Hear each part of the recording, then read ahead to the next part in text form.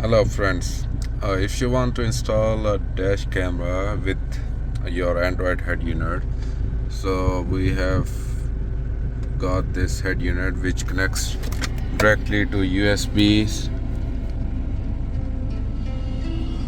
of this head unit. So your USB can be hidden in this glove box or maybe at back of this head unit.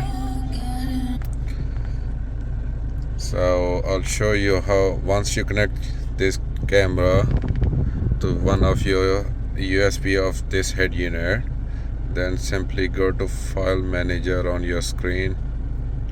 So you have to find file manager, file explorer, then go to udisk.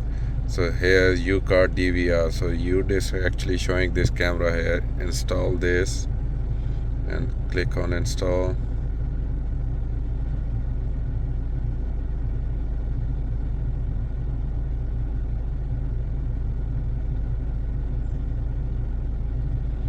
Now done.